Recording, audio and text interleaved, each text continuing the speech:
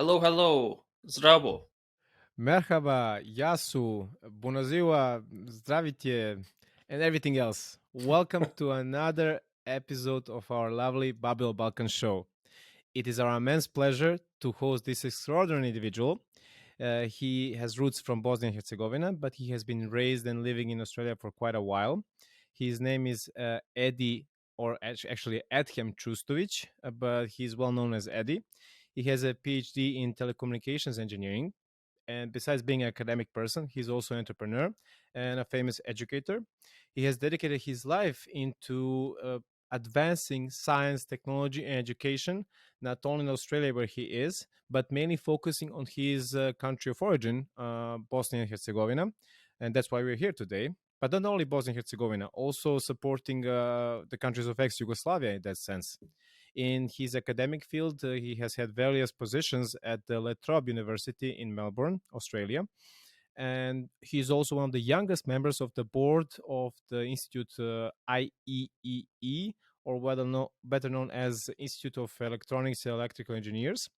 And for that, he received various awards and accolades in that sense for promoting the STEM industry and STEM field. Also, he has received various awards for his work concerning his foundation. And because of his foundation, Onat will say something more. Yeah, it is as you said, is like a tireless advocate for his home country, Bosnia and Herzegovina. As the founder of the BH Futures Foundation, he has helped provide education, mentorship, professional opportunities for talented students, also young professionals from the region.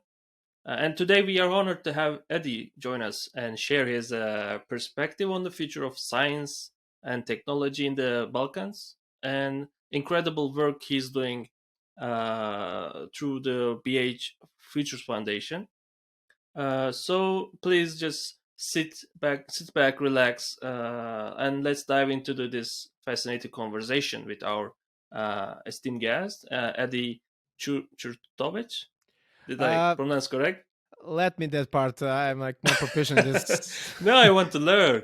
Yeah, Čustović. Čustović. Okay, Eddie Čustović. Yeah. And don't forget, if you enjoy our content, want to see more inspiring interviews like this one, please hit the like button, subscribe also our channel, and turn on the notification bell so to stay updated on our latest episode. Now, without further ado, let's welcome Eddie to our Babylon Balkan Show. Yeah, let's jump to our episode.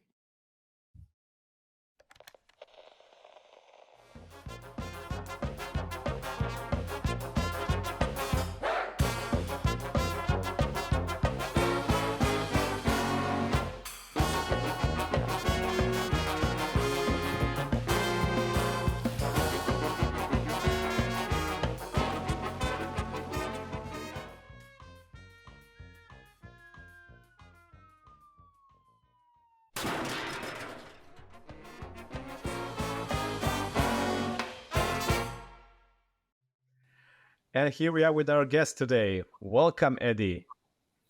Well, thank you so much, Dusan. Onat, pleasure to be here with you guys. Likewise. For our audience, we also already said in our intro, but can you just say where are you right now? I'm based in Melbourne, Australia. I'm actually inside of my research lab at La Trobe University, Melbourne. I wanted to be in a very nice, quiet place with good lighting so I could do my best for your wonderful show here. So, perfect. And we see some whiteboard behind you. Are you not giving any out secrets? Some state secrets, yeah. My challenge to you, if you can patch this together into something useful and make sense of it, you can come and work in my lab anytime. Okay. So there's a good opportunity. For sure. Our first questions on the show are already known to some of our audience. We have some irregular questions that have nothing to do with our show, or actually our episode for today. So, Onat, if you may start. Okay. So on this part of the show, I mostly ask the question about people's personal life. And my question is, what is the top 3 things on your bucket list now and why? Top three lists on my bucket list. Interesting. Definitely more travel. So I've traveled to about 104, 105 countries around the world. Some of them I've only briefly visited, but there's definitely another probably 90 recognized countries. There's always these unrecognized countries that people don't like to put out there. But let's say there's probably another 90 countries that I want to visit, spend more time with. So that's definitely number one on my bucket list. Number two on my bucket list, probably a very traditional one. I need to get married and have kids. This has been on my list for a long time. I know you guys will laugh. I'm 39 years old. I've left it for a long time, primarily because I was building my career and trying to get a foothold in life, as immigrant family in Australia. So that's number two. And number three is really just spending more time with my parents and my 88-year-old grandmother in Bosnia. So, I'm very family orientated. A lot of people know that.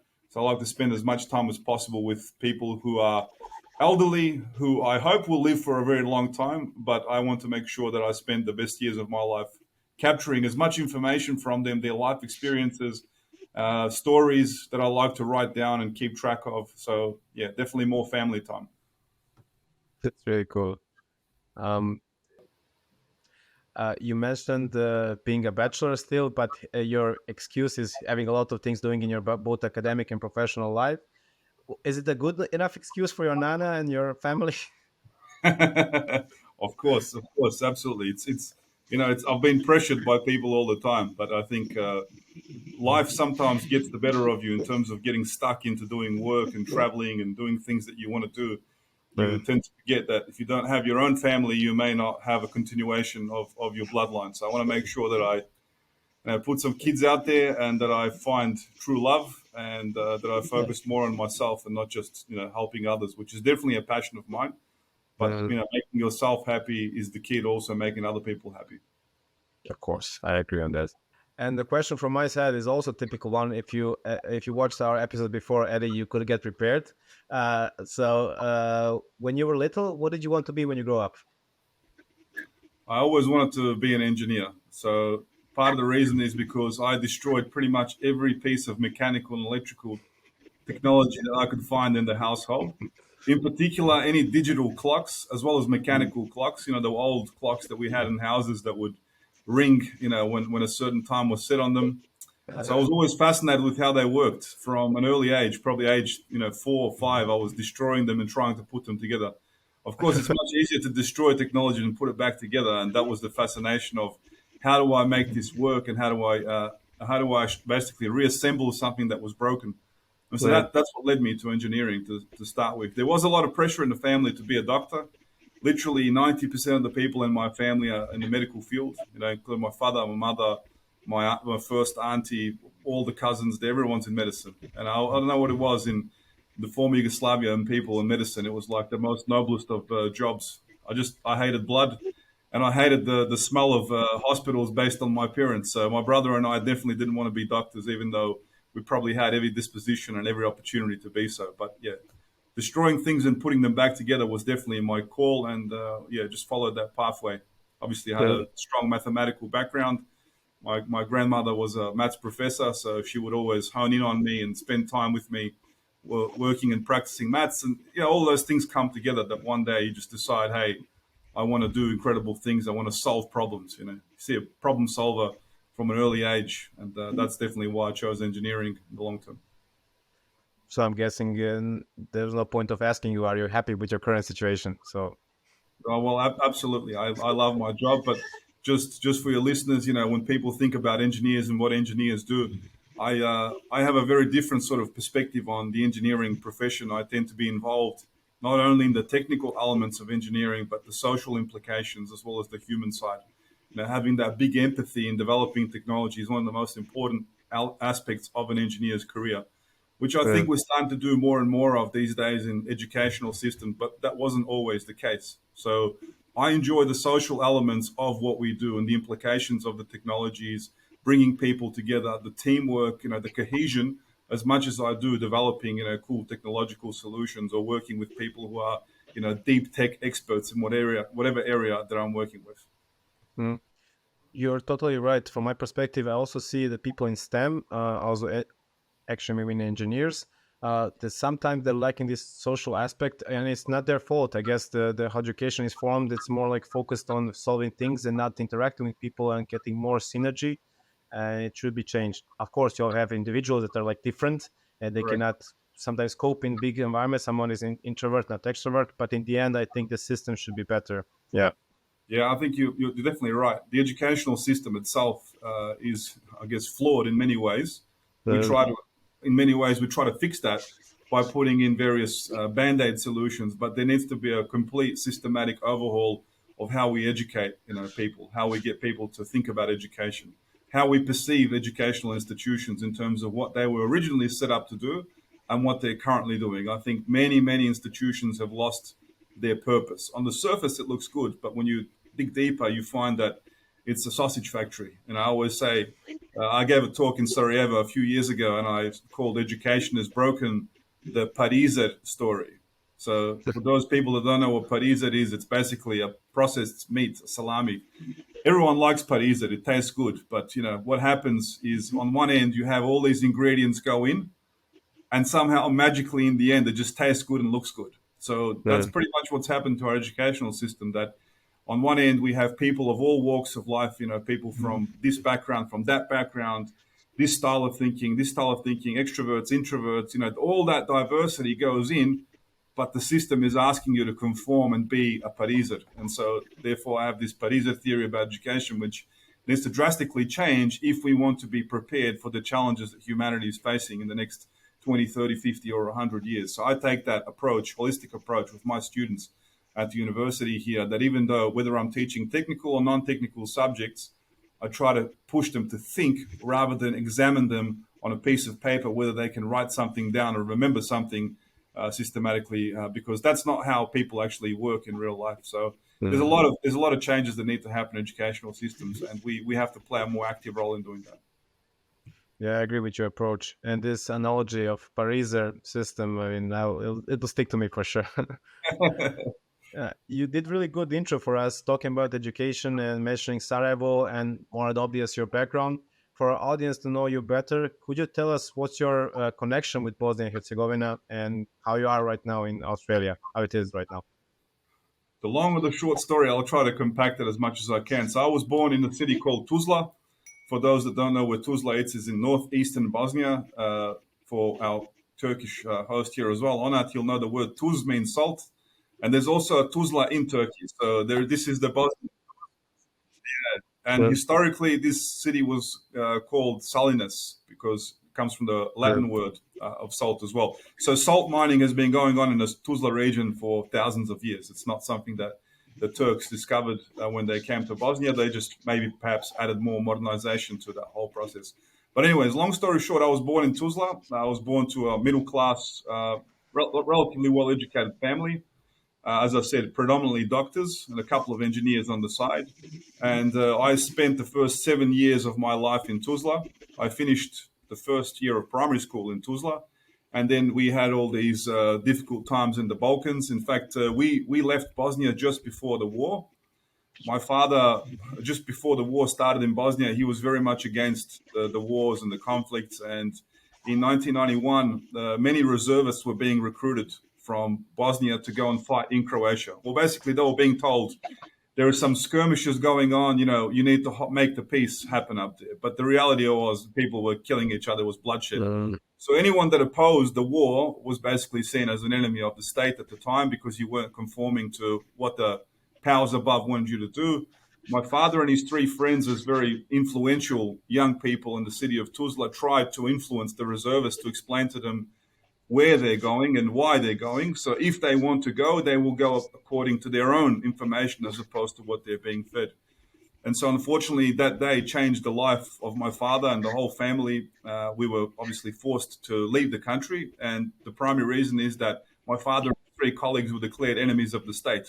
So people have to understand at this stage, Bosnia is still part of Yugoslavia. We're still very much, Yugoslavs in every sense of form. I didn't know the difference between Serbs, Croats, Bosniaks. Anyway, that's just something that I learned years later, especially in Tuzla. Tuzla is a very multi-ethnic city, and I'm very proud to say that out of all the cities in Bosnia, it probably retained the highest multi-ethnic factor even post-war. So that's something that I'm very proud of, and the neighbors are very good. But yeah, as a result of that, my father was declared enemy of the state, and he was forced to leave the country. He exiled to Switzerland for temporary visit, as you think.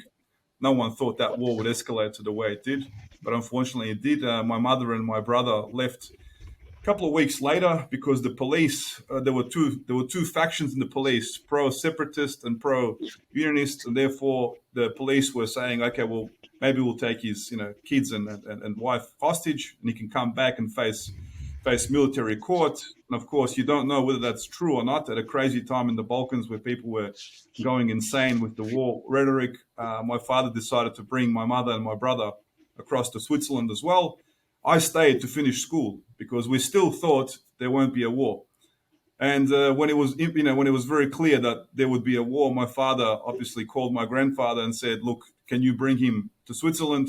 Because it's not looking very good. It's either I come back there, it's very likely I'll get arrested." So I was actually smuggled out of the country. My grandfather smuggled me out of Bosnia. I can't remember the exact route, but I do recall being stopped numerous times and giving many bribes. My grandfather had 2 big bags of German Deutschmarks at the time that he was basically just paying his way through various set up borders in the country. So yeah, very difficult time for my family, but probably nowhere near as difficult as some other families who stayed and endured that whole crazy period in Bosnia and Croatia and other parts of former Yugoslavia that went through that war. And we lived in Switzerland as refugees, like many people did, for 3.5 years. It was not a good time for my parents. For my brother and I, it was a great time because we were very much shielded from what was really going on, and understanding what was going on back in Bosnia was too complex for us to understand as young kids. But we lived in a single bedroom, 3 by 3 meters, like many families did. We lived with 14 other families in a single large home, and we shared 1 bathroom between 14 families. We shared 1 kitchen between 14 families. And so it was very, very difficult time. But what it teaches you is really, to be humble, to be respectful, to appreciate the small things in life. It teaches you how to fight, it teaches you how to survive, essentially. And I think a lot of that has strengthened what my brother and I do. And in many ways, it's also shaped, what we wanted to do in the future in terms of providing young people opportunities. So, fast forward from there, we ended up in Australia in September 1994. So a very long time ago, very much Australian in many ways now. And we've been here ever since. So we've been here, we got our education here, we built our careers here. Very thankful to this country, one of the most wonderful countries that I've been to, not only because I live here, but because they're very accepting of different cultures. You can be who you are and you can believe in what you want, but you have this sense of unity around Australia. Well, in many ways, that's basically what helped my brother and I understand what we could potentially do for Bosnia in the future, absorbing all these Australian values, these multicultural identities, how they fuse together to bring out the best in people, as opposed to, finding 3 ethnic groups in Bosnia and creating this huge rift between them when we have 180 different nationalities here in Australia and everyone lives in peace and harmony. So we very much try to take that and embrace it and somehow, copy and paste it in Bosnia as best as we can. But yeah, we ended up in Australia and here we are now. Many, many, many years later, we keep going back to Bosnia now. We make many trips.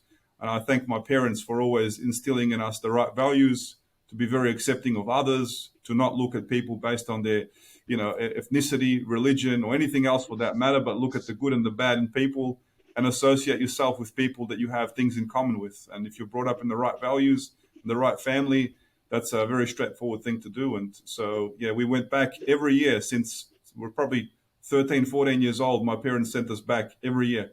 This is how we retained the language, retained the culture, but also got an appreciation for the connection with the homeland. And so that will probably lead us to some other discussions in this show here. But yeah, essentially, you got to stay connected to your culture if you want to be able to do big things and help people there.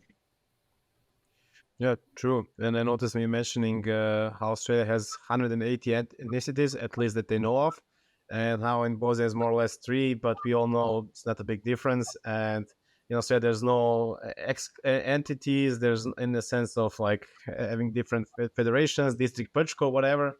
It's there's a unity. Yeah. So yeah, very, very much. In fact, it's interesting that, if you look at the 180 different nationalities plus that people are aware of in Australia, there are vastly greater differences culturally between them than there are between the ones that live in Bosnia, or even for that matter in the whole Western Balkans or Balkans in general. But people, if you want to see differences, you can amplify differences to an extent where you will create a major rift between people. And so instead of focusing on what brings us together as human beings, we focus on the things that make us different.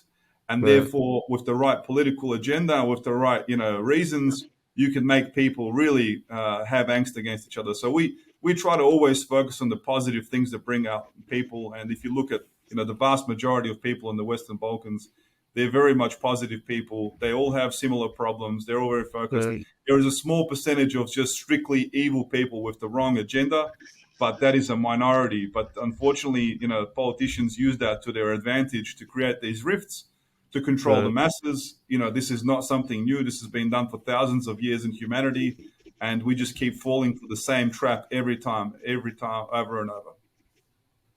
I could not say better that you said it. Exactly. It's easier to find this. You put on spotlight, and people forget that the mass majority are not like that on every side. So I always like this example in Bosnia where people are the same, and although they want to emphasize that they are not, you can see the pack of cigarettes. You have three same stuff written in two exactly the same letters. Only the Cyrillic one is different, but two are in Latin, the same letters, but nevertheless you just print out three. It's crazy.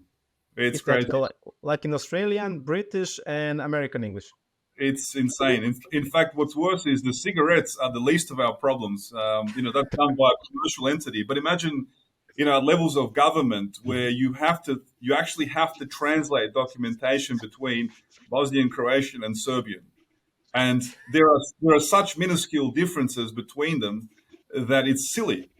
But if you don't do it, you will be forced to go back and get an official translator. So, for example, Dusan, you and I understand each other perfectly well. We speak the same language. People can say what they want. It's the same language, different dialect. Sure. But people will try to convince you that it's not, because they believe that if you don't have a language, you don't have an ethnic identity, which is absolutely not true. I mean, try telling Australians that they're British. I mean, that's not going to go down really well at all. But the point is, people are wasting huge resources on doing stuff like this because it's politically driven. It's not driven by any economic reasons. It's purely politically driven to put money in other people's pockets and to drive this agenda of dividing people, because it's an easy way to control masses. Agreeable. And Eddie, as you mentioned, the situation in Bosnia in general, the structure there, the how people live there, and before you mentioned education and how it's the future, more or less, of all of us, we come up to your foundation, to Bosnia and Herzegovina Futures Foundation. What is your foundation, and what do you do actually? Yeah, that's another tough question. I'll try to simplify it. That's why you're here today. We like to think of the foundation as an incubator and accelerator of human potential. So if you unpack that, what does that actually mean? Well, we're seeking out young people who are talented in some elements of what we do in society. And we try to incubate that talent, providing it with the right resources, basically nurturing the talent, not the way higher education or educational systems do that traditionally, but by providing it alternative sources to grow and to basically ensure that it keeps growing to the point it's reaching its maximum potential. So we want to ensure that young people in Bosnia can be the best version of themselves. Not to have excuses that, we couldn't do this or we couldn't do that because we didn't have this resource or we didn't have that resource, or look at what my colleagues, in the European Union have, or look at what resources they have in the United States or Australia. But it's to give them everything those guys have provided to them basically in Bosnia and let them really show their true potential. And that's essentially what the foundation does. And we have various programs. In fact, we probably have dozens of programs that do that. But essentially, we have this, 3 or 4 stepped version of development. The incubation period is where you really start to nurture that talent and shape it. You mentor it. You provide it with various programs, from entrepreneurship programs, from mobility programs, from leadership development, alternative sources of education, technical training, you name it. It's basically like a smorgasbord of opportunities for young people. And you take as much as you need as opposed to taking what you can get. And that's an important element of our foundation's focus, which is to teach young people what it means to be responsible, what it means to volunteer and give back, because just as I am volunteering hundreds of hours every month, I basically sometimes spend the whole weekend, 12, 13, 14 hours volunteering to do things to enable, basically to open doors for young people in Bosnia, whether that's connecting, with some big companies around Europe to provide internships, or whether it's finding alternative sources of funding for programs. It's important to understand that volunteering starts from the top. We lead by example. And of course, the founders have to play an important role in that, but we then try to push that through the entire organization. And what's most important is, as I said, teaching them what it means to be responsible in this day and age, what it means to give back. So we have something that's called, for example, critical funding. Unlike other foundations that will give you, here's a few €1,000, go and study, go away, come back when you're ready for life. There is no guarantee that providing someone funding to go to school will make them a better professional, will make them a better human being, will make them a more effective contributor to society. We know this. We also know that, yes, it will provide them an opportunity that they may not have had, but it does not necessarily create an individual that will be a multiplier of that investment into them. So, we try to be more systematic and smart about how we invest the capital. We don't have billions of dollars available to us, although we're working on that goal as well. I can talk about that later on. We are definitely teaching people how to use resources effectively. And we do that by starting from the top, where we show how we effectively utilize the donors' money. So, as I said, we have this thing called critical funding. So it's our scholarship model of providing students with funding for things that are critical. So teaching young people, for example, what is critical to your development, so what is a need and what is a want, is very, very important. So we put a pool of funding in the center and we say, okay, there is significant funding here. We won't tell you how much funding there is, but there is significant funding here. You now have an opportunity to bid for that funding by putting together a short little application. This is, by the way, they're already part of the organization. They're already scholarship holders of the foundation. So they're already reaping the benefits of the organization. But mid-year, we will say, here is the critical funding opportunity, apply for it. And then you will have individuals from the organization applying and saying, I need a laptop, I need to pay for my accommodation, I can't pay for my transport, my father was laid off, he doesn't have a job anymore, so therefore he can't support me. So, there's 1,000,001 things that go into the pool. And so what we always say to them is, okay, let's be very transparent about what is critical and what is not critical. Critical is if you cannot access education.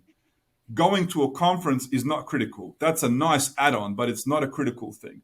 If we all had the same opportunities, then perhaps going to a conference might be critical because everyone had the same access.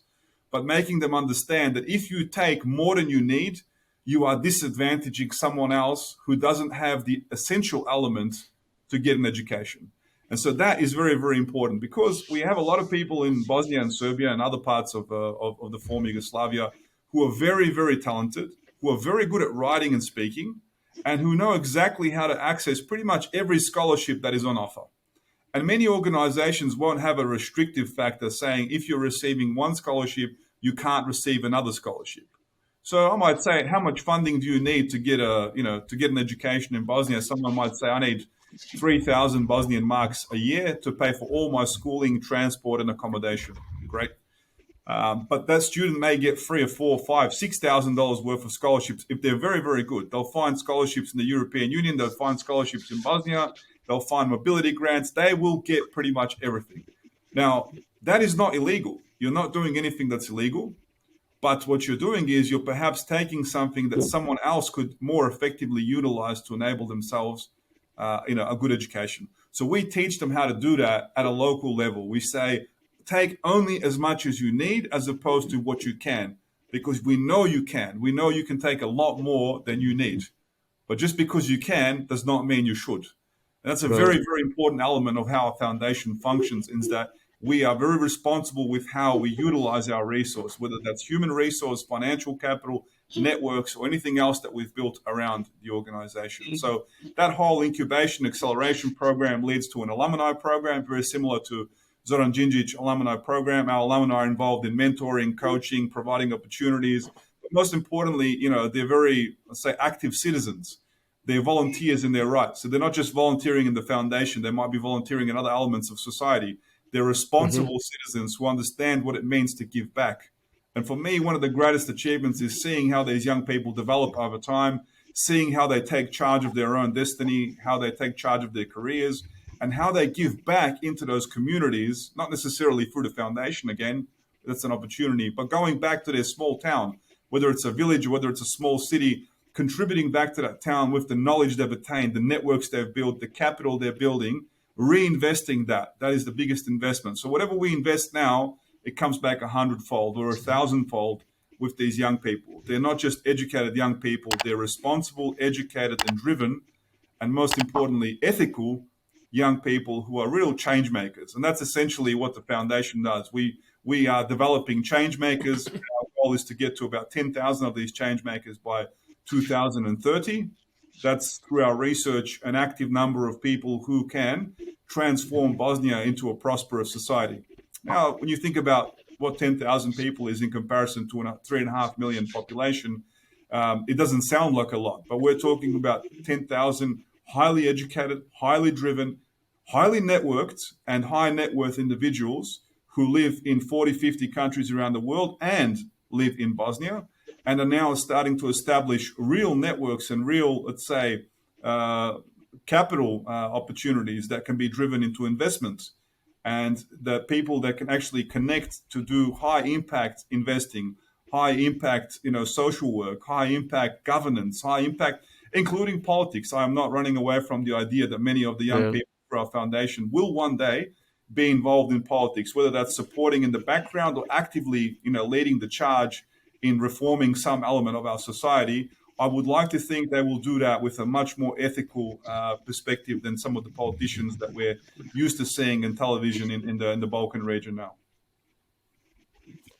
So it's more than obvious that your target audience are young people, young professionals. Are they mostly university students, or some others? Yeah, that's a good question. We work with high school students and university students in our flagship programs.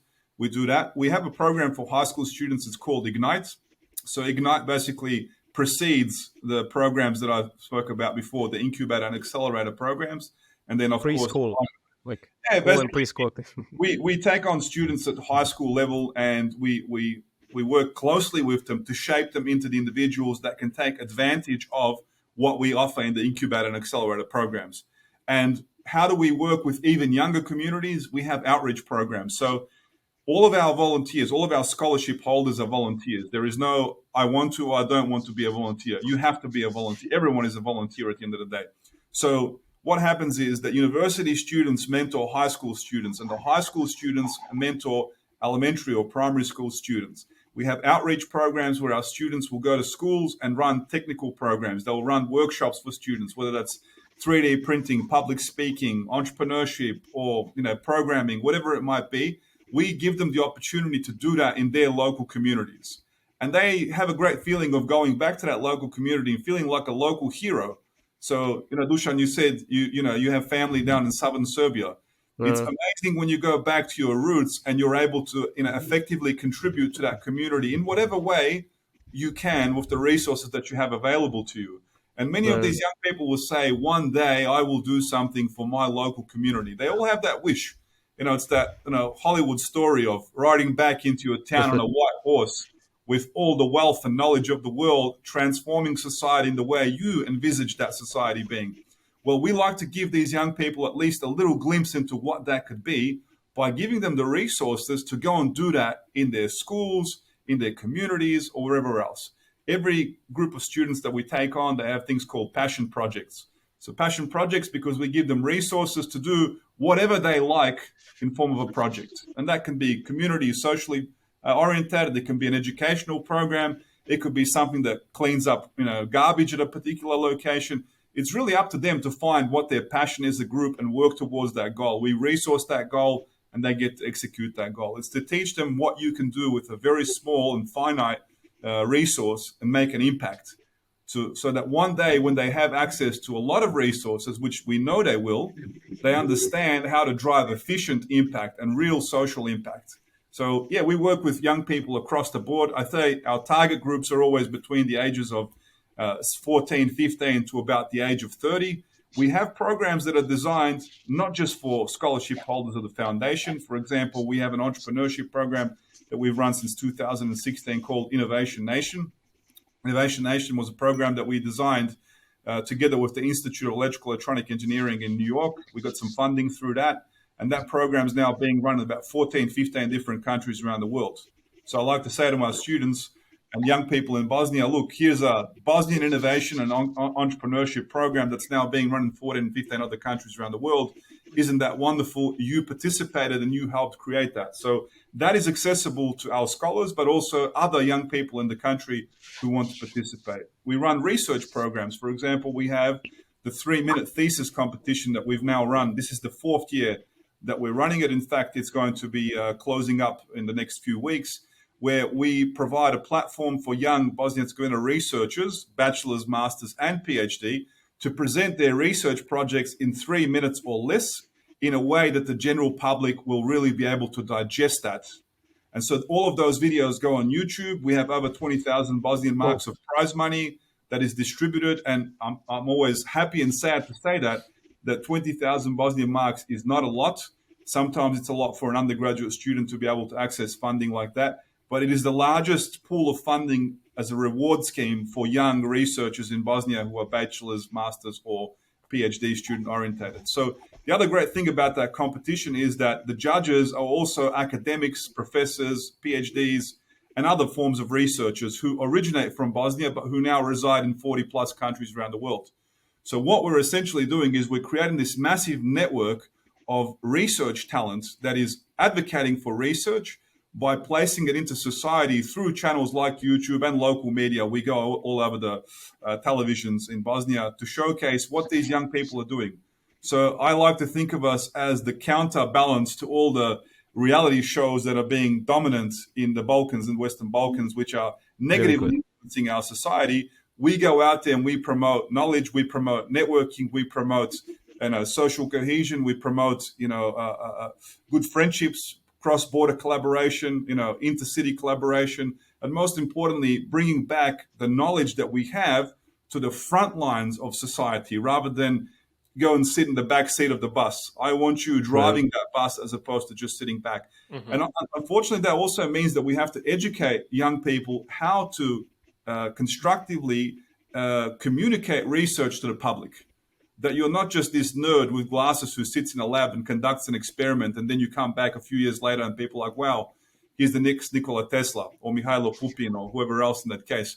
You have to be socially active. You have to be active in social media to promote these positive values that we do, and not just say, hey, these stupid people who run these shows regarding, you've heard some of these shows like Fatima or other shows that basically promoting the lowest elements of society and putting them on the front seat. So we combat that by being very active in social media, very active on televisions, radio, newspapers, and so on. And this research program is a really, really good one.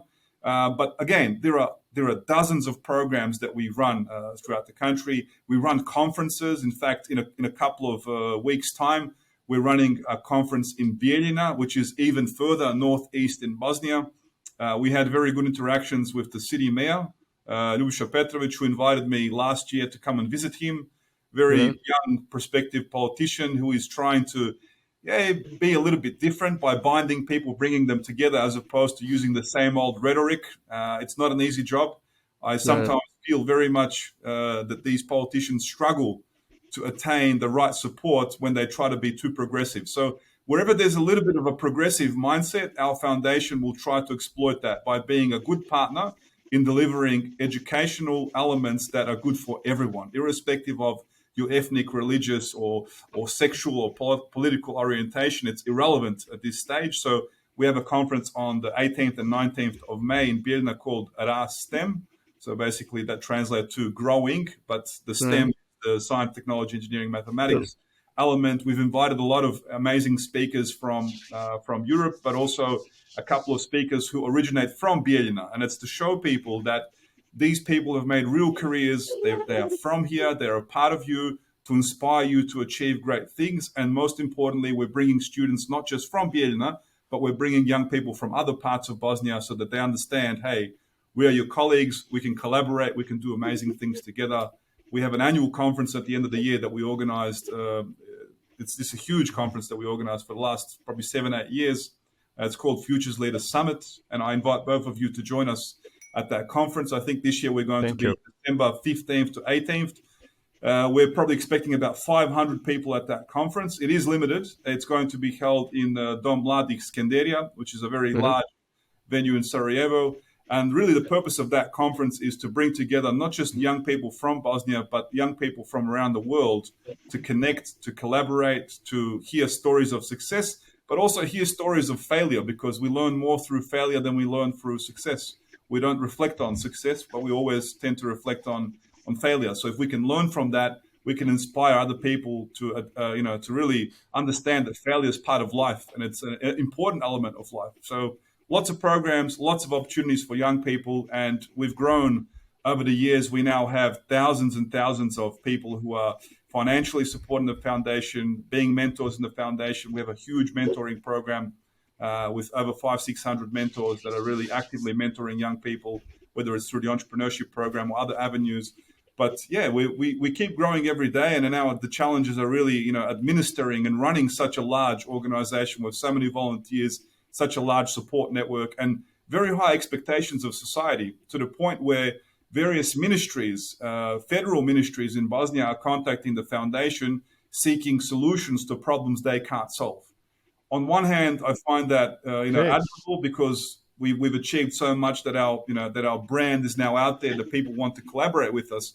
On the other hand, it's a little bit scary that for many of these ministries that we are seen as the go-to problem solvers, and so it's a lot of pressure on young people to be able to solve major challenges, which really you would kind of expect, various people in society to contribute to. But we have an important role to play. I'm not running away from the responsibilities, and that's what keeps me, awake at night, thinking about how we solve these major societal problems and how the foundation can play a more critical role in driving change, or positive change in society. Just listening by you, Eddie, I get super excited. I wish I was in Bosnia and having these opportunities when I was studying. That's really amazing. I mean, and you said you approached since high school kids, actually elementary school kids. So you have this holistic approach of starting as early as possible, having this all connected. And you also approach to teachers, tutors, I guess. Absolutely. Be part of your program. You mentioned teachers, because teachers are a very important element of this whole, life cycle of transforming young people into young leaders. So during COVID, it was a very, challenging time for everyone, regardless of where you were, whether it was, in Bosnia or whether it was in Australia. We realized immediately that teachers in Bosnia, like teachers in many parts of the Balkans and the world, were not prepared for online education. Absolutely not even close to prepared. So we recognized this challenge, and we also recognized the fact that the ministries would be very slow to respond. Their primary focus was on survival, as opposed to, how do we live with this? Mm-hmm. So the foundation very quickly assembled a team of about 10 to 12 expert online educators, people who are very knowledgeable in designing online curriculum, methods of online engagement, assessment, management, administration, and so on. And we put together a program in matter of weeks. We put a program together, which was an online education program for teachers called Leaders of Online Education. And we have our own platform that we utilize. It's actually a commercial platform which we load our content onto, very similar to what Udemy, edX, and all the other platforms. Mm-hmm. And so this course, Leaders of Online Education, was launched, relatively professionally done, but not to the extent where we had a professional studio running in the background like some of these courses do. We also kept in mind that we needed to be quick and effective, and it needed to be just what the teachers needed at that time in terms of doing that. Crazily enough, we thought if we get a few hundred teachers in this course, it will be amazing, because it will help them manage the difficult times ahead. We had over 10,000 teachers from the whole former Yugoslavia. So our intention was to target people in Bosnia. But of course, as we mentioned earlier, it's the same language. So the course was in a language that everyone understood, from Slovenia down to Macedonia. And so we had a lot of teachers. The primary number of teachers that came were really from Bosnia, Serbia, Montenegro, and Croatia. but there were teachers there from Macedonia as well, and a few from Slovenia, and a few from other countries in the region. And so this course was very effective in helping them navigate, the challenges of teaching online. But what we didn't realize would happen was it would create a community. And that community that was created through these thousands of teachers who were hanging online, asking questions, being able to help each other, it showed us in difficult times, people come together to face challenges together. And it was an amazing time, as sad as it was. Many people lost their lives, many businesses went under, many challenges, but it reminded us of what it means to be a human being. It reminded us that these differences that are being sown by politicians actually become minuscule because it's a matter of survival and a matter of helping each other. And that community that grew out of this teacher network is still an important element of what we do today. We still support them as best as we can through these forums, through these platforms. We've invited them to various programs. Subsequently, one of the greatest achievements as a result of that teacher community is that last summer I was at the beach in Croatia, like many people from the Balkans do. It's a beautiful place in Croatia and Montenegro. And I was at a very, very, very small town near Dubrovnik, but a very small place near Dubrovnik. And I went there because I wanted to hide. I didn't really want to interact with too many people. I thought someone might see me, they'll start a conversation. I really needed my brain just to relax. And I was hiding in the left corner of this big beach in between rocks. And someone tapped me on the shoulder and say, in English, of course, "Hey, are you Edhem Čustović?" And I said, "Yes." And he's like, "We know each other. My name is Vedran Kapitanović. I'm originally from Trebinje. We talked online." And of course, for a moment, I couldn't make the connection because you talk to so many people online. But it turns out that this guy, Vedran, who is also a teacher, is actually an associate director of a school, international school in Stuttgart. He had reached out to me earlier on about sending some scientific calculators as a donation to schools and teachers in Bosnia, which we very effectively put into place. But we started talking, and we had a beer at the beach there, and of course, my little break turned into a constructive, conversation. And he said to me, "We have this international program, a residency program, where we take teachers from the United States and the United Kingdom, and they spend a paid year, at our school, teaching alongside our teachers." And this is a very, say, higher end school. So, great teachers, great resources, just an amazing school. So the teachers, they recruit primarily from certain pockets of teachers because traditionally that's where they recruit from. And he said to me, "Do you think we could do something like that with Bosnia?" And of course, you don't have to ask me twice. And I said, "Let's do it." So in a matter of a couple of months, I think it was early September last year, we managed to create a program in which these teachers that we worked with during COVID were now applying for this, not for a mobility program, but residency program to be a teacher in a German international school. So we managed to place 2 teachers, even though they were only requesting 1. They were so impressed with the teachers from Bosnia that we managed to place 2 teachers from Bosnia in Germany. They will be starting, I think, in about a month's time. So this summer, they will start their 1-year residency program.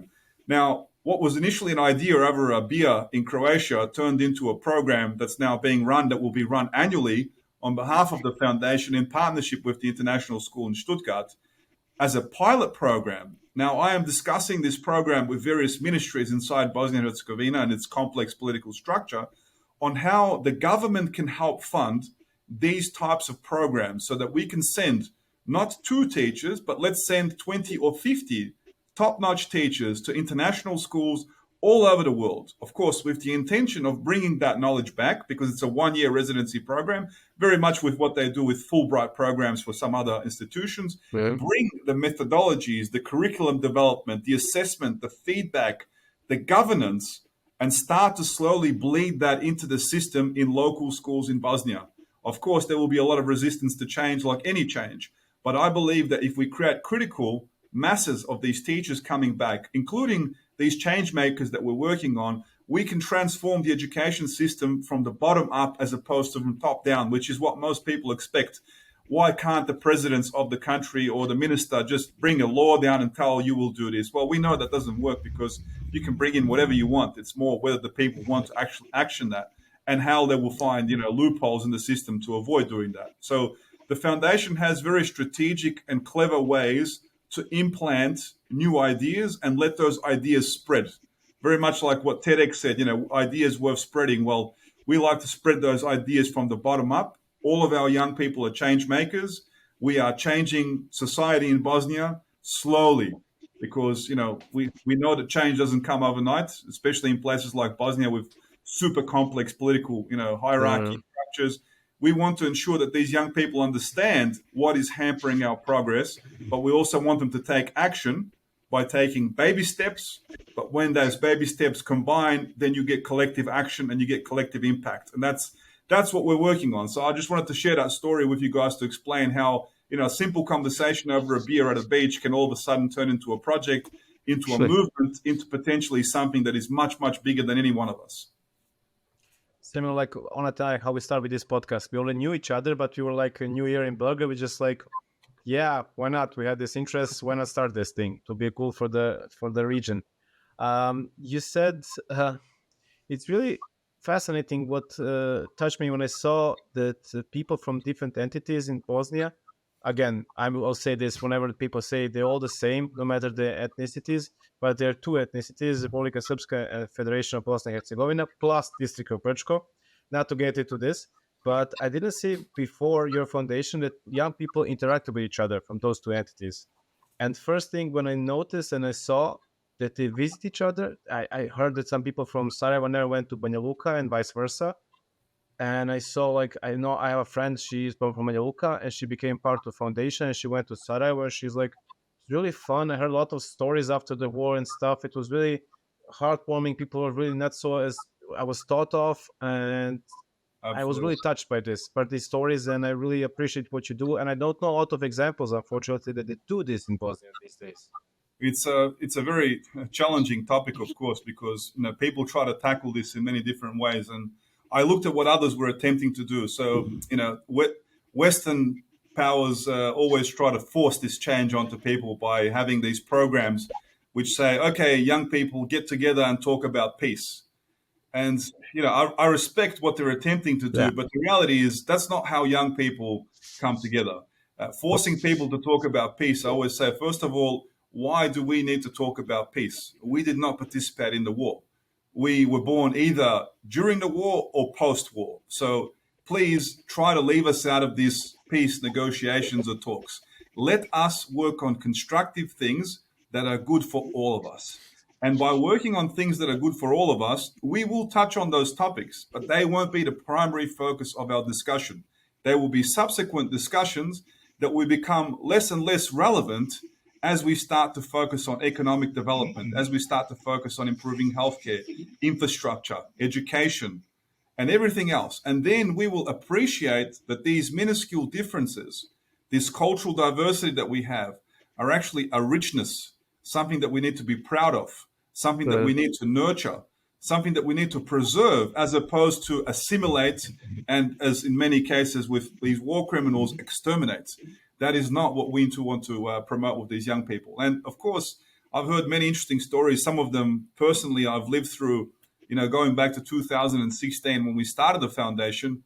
It was very, very difficult. So for me, growing up in Australia, of course, I knew a little bit about Bosnian politics. I can't say I didn't know anything about it. But I took a very different perspective of why does it have to be the way they say it is? And so, of course, when you speak to people in Bosnia, they'll say you're very naive, you don't understand, and so on. So, and the same story is being told on all three sides. So that's the saddest thing of all. And all three sides will, always think they are 100% right, and the other side is wrong. And but the truth is always somewhere in the middle. That's the reality of the discussions. So what I discovered is that a lot of people did not have these interactions with people of other ethnicities. And these homogenous populations, that live in Bosnia and Herzegovina, you don't have interactions with other ethnic groups. So what's become normal in society is that if you live in a predominantly Serbian or predominantly Bosniak, predominantly Croat enclave, I call them in Bosnia, almost like clans, then you won't understand what may be offensive or not offensive to the other two ethnic groups. So you will very lightly say something stupid without paying attention to it, and not think about whether someone will be, insulted or not. But when you have friends who are Serbian, Bosniak, or Croatian, or some other minority, you have to be very careful and be politically correct when you say things and how you think. So it has a very positive influence. It's not something negative. But what the politicians in Bosnia try to do is sell you stories that if you go to that part of the country, you will be stoned, you will be hung, you will be beaten, you will be assaulted verbally, physically, whatever else. So there's this great divide that's being created. And I witnessed that myself, as sad as it is, in that 20 years, 25 years after this war, that you had young people who were scared to the point where they were trembling when they were arriving in cities that are not natural to their ecosystem. So whether that's going from Sarajevo to Banja Luka or Banja Luka to Sarajevo, it was incredibly shocking for me to see that.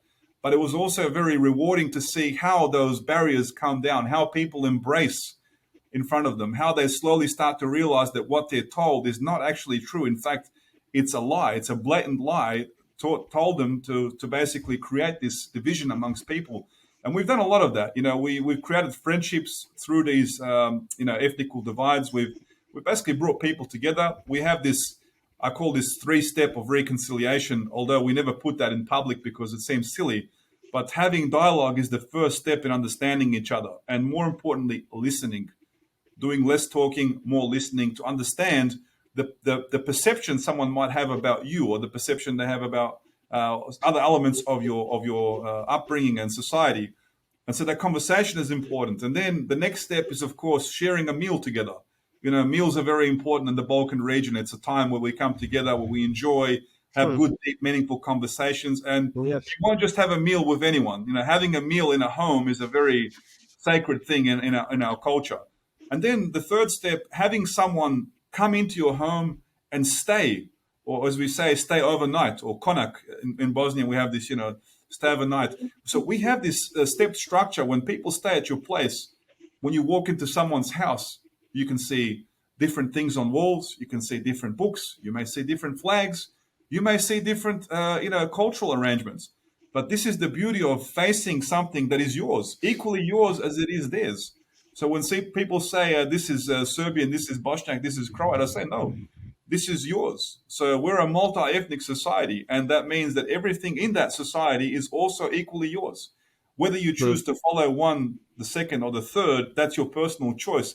But that does not make this thing less yours than his, and vice versa. So embracing that diversity and making it your own is one of the most important things that we're attempting to do with the foundation, but not doing it in an aggressive way by saying, you must do this. We want to show people the beauty of embracing that and making it yours, and bringing those cultures together like they were for a very long time during the Yugoslav, era. People didn't have this problem. So how do we lose that sentiment, and how do we, rebuild that sentiment and respect for each other by focusing on the positive things in society? So lots of good stories like that. I can go into a few examples where people, were actually sharing this story with me and saying, hey, I was very, very scared going to Sarajevo. I was told for years that if I go there, I would be hung by the Muslims in Sarajevo. And now my best friend is a Bosniak Muslim guy who works with me in my company. So I can't believe how foolish I was, and vice versa.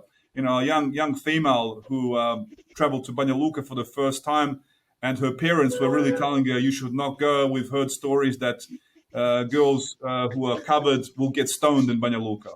And of course, nobody got stoned, and nobody was, insulted in any shape or form. But that's just the things that we have to live with. And unfortunately, there are people who continually put this rift and divide among the people. Social media, agents that are really just pushing negative stories out there, that are constantly creating these rifts. And I'm trying to be a good example by traveling throughout the entire country, embracing people for who they are. And I can honestly say that I've traveled through pretty much all of Bosnia and Herzegovina, for the small villages to the Serbian, Bosniak, Croat, and minorities. And I've always been welcomed in the best of ways. I've never had any issues. No one's ever said anything bad to me. I try to understand. And also, I try to understand that the people have certain views, and you can't change views overnight. You have to be a good example to them so that they can change their perspective on, what's happening on that other side.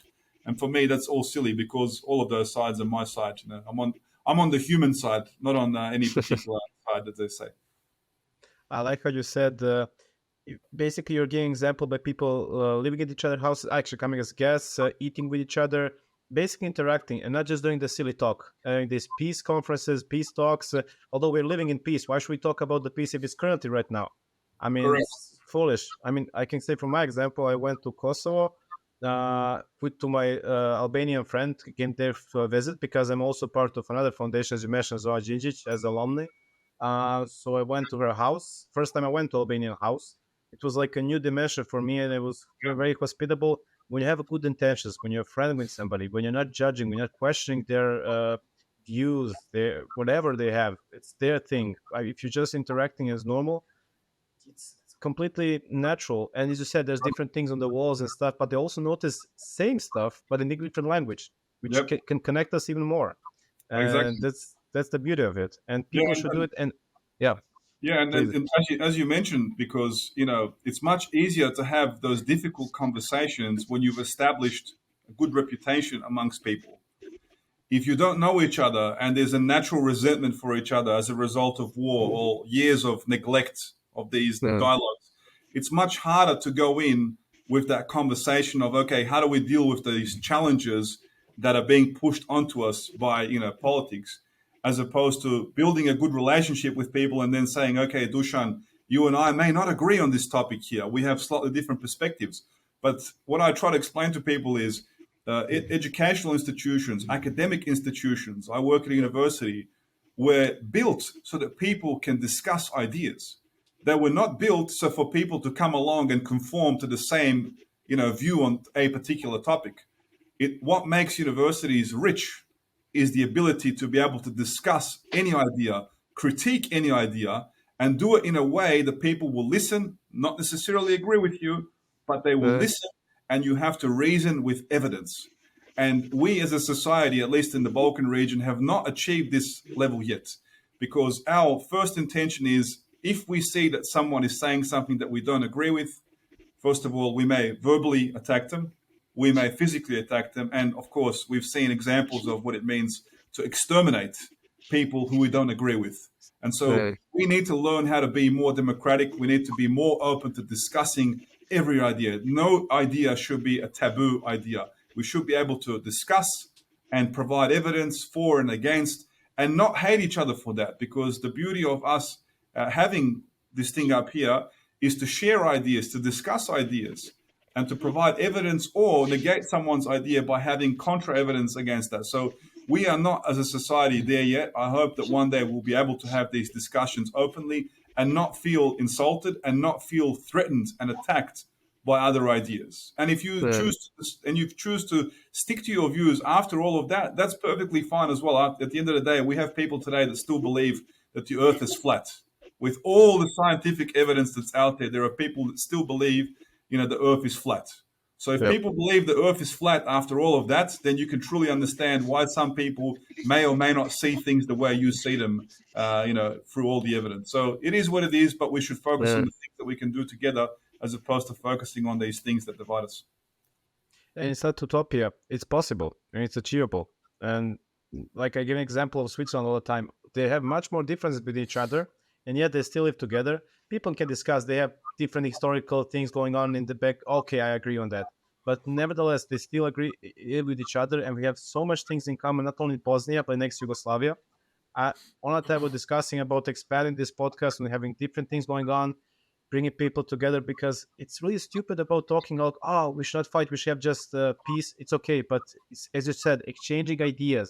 There's so much potential there to disseminate. It's insane. Like my thought to my girlfriend about having a business or something in the future, like do it in Germany, it's safe here. But there's so much potential they see there. I know the market, not just the market. I know the people, and I know the potential. It's a waste of good potential. It should be exploited, but in a good way, in a sensible way, beneficial for everyone. Absolutely. And we hope that this next generation of young people will be open-minded to tackle these issues from a different perspective.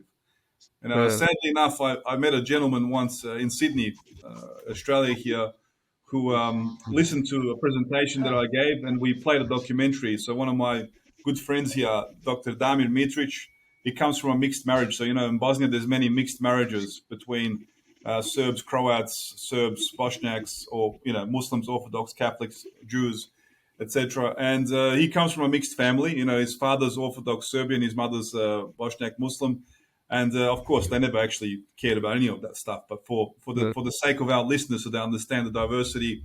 And this guy basically grew up in Germany and Australia, became an academic, very good friend of mine. And what's interesting is we did a lot of these public presentations. He made a documentary called Return to Bosnia. And this documentary was actually made by a national television here in Australia, where he tries to confront who he is, what is his identity, and what was the meaning of that silly war that happened, where he lost family members from both of these sides. And so he has this story. You guys can watch this documentary. It's quite interesting. Yeah, we can share it with our audience. But what we did was he's a historian, by the way. So, and I'm an engineer, and so we met each other. I actually reached out to him and I said, "Hey, man, you're from Bosnia. I'm from Bosnia. We're working at the same academic institution. Why is it that we haven't interacted before?" We had one coffee, and as a result of that coffee, we've rolled out, I think, maybe 5 or 6 major projects together. But one of the things that we started to do is do these public presentations where he would show his documentary to basically instigate a discussion about Bosnia's past, and specifically referring to the last 25, 30 years that happened. And then me following that up with talking about Bosnia and Herzegovina Futures Foundation. So the past and the future, a documentary and the foundation. And we would really try to bring out what the foundation is attempting to do to work on this pain that's been created as a result of the war, but not in the classical sense that people would expect that to happen, but by doing what we do, which we described earlier in this show here. And it's incredible how many people would come to those sessions to obviously watch the documentary, but also to have a discussion on this topic. And of course, you get all sorts of crazy people attending and sometimes making it difficult to have a discussion because they have very, very fixed views and they will not alter their views on certain things. But then you also get very open-minded people who are very open. And I'll recall just one thing, and it may be sometimes people think this is a bad thing that this gentleman said, but the reality is we were having a discussion, and this woman started to talk about war and her hate for one side and the other side and so on. And this other gentleman said, "Excuse me, what I think what needs to happen?" And she's like, "What? We need to die." And everyone just went really, really silent, and including Damir and I, like, okay, this is going in the wrong direction. This is probably not the way we wanted this thing to go. But then the gentleman started to emphasize on what he meant by "we need to die," as in he meant himself and he meant people of his generation. Then obviously he didn't know how to express himself in the way that we would academically do that. But what he was trying to say is that the generation which he was in, the generation that participated actively in the war, whether it's, being on the front lines or supporting the front lines, or just being poisoned by all the politics as a result of the war, that generation needed to die out, not in a negative sense, but to give these young people an opportunity to create a new wave of change. Not to negate what happened in the past, respect what's happened, but to create a new future based on their own values, based on, a new page in the book. And so this woman was left silenced after that because she didn't know how to respond to "we need to die." She probably didn't expect that comment. But in many ways, the young people in Bosnia share that sense that they are somewhat hampered by these older generations. And this is not to say that these older generations don't have a lot of good things to add to society, but including people that I know, they will always say, "Look, I have a difficulty of overcoming this thing. I went through some very, very horrible stuff in the war, but I admire a lot what you're attempting to do. You're not poisoned by what I experienced. So I have a bias." And so, we work with people like that. We respect their views, but we won't allow that to poison what we're attempting to do, or in any shape or form derail the programs that we're trying to implement that are supposed to be good for everyone. As you said, I also agree with him, but not. I said the similar thing. I don't remember if was it on the episode, one of the episodes, or was in a private conversation with Dushan. But I said it is still fresh, the war, and it needs to be digested. It needs to become history, not something happened 20 years ago. And I mean, in Turkey, politicians, also in Greece, politicians are still trying to use the Greco-Turco War. It happened like 100 years ago. Now it sounds very meaningless for young people, and even for the old people. They were not even alive back in that time, and but they are still trying to use that. But now it is just meaningless. Nobody cares about it. And when you talk about people, about what do you think about Armenians, what do you think about Greece, and old people are a bit hesitating, but still telling this good things, and young people all almost like 100% saying good things. But if you go back in 50 years ago, you ask, they don't know anything. They don't, or they have some relatives was in that war, died in those wars. So they will say very, hateful stuff. Yeah, But because yeah, they get it's personally affected by it, directly and yeah, personally affected by it. It's very hard. There's a Serbian writer, but also politician, well, ex-politician. I think he's now just more of a writer. Vuk Drašković. I think you know. Mhm. Dušan. Yes, I So know. in one of his shows, he's very controversial because he went from having very extremist views at one stage to being more liberal. And I so have his people, book here at my home, the latest one about he says about the differences from beginning of career up until today. But please continue. he's, I mean, you can have different views on him, and some people have a very fixed view on. They believe that people can't change. I'm more an idealist, and I do think that people can change, and people can learn, and people can Likewise. reflect on their life and say, "This wasn't good. I had a negative view on something. I've changed that view." People may not believe you, and part of that is because in history we've had a lot of people in society, especially in the Balkan region, swing between one and the other side for political reasons and so on. But interestingly enough, this Vuk Drašković guy in one TV show, and I think it's in one of his books as well. I can't remember which one, but he says something along the lines of, in order for true change to occur, we need to have 2 full generations in the Balkan region without war. 2 full generations. That means my generation is still affected by the war. I was born and the war affected me. I had to flee the country. But now there are young people in Bosnia who were born post-war. And provided that there is no war in their lifetime, and provided there is no war in their children's lifetime, that 3rd generation will live in a different mindset because they would not have had direct experience with the war. Now, if you think about World War II, for example, I do recall my grandparents talking about World War II. It's a horrible time. And so it still had an effect on you. But World War I, for example, yeah, I know many Serbian people died in World War I. They lost literally, I think it's like one third of the male population, adult population died in World War I.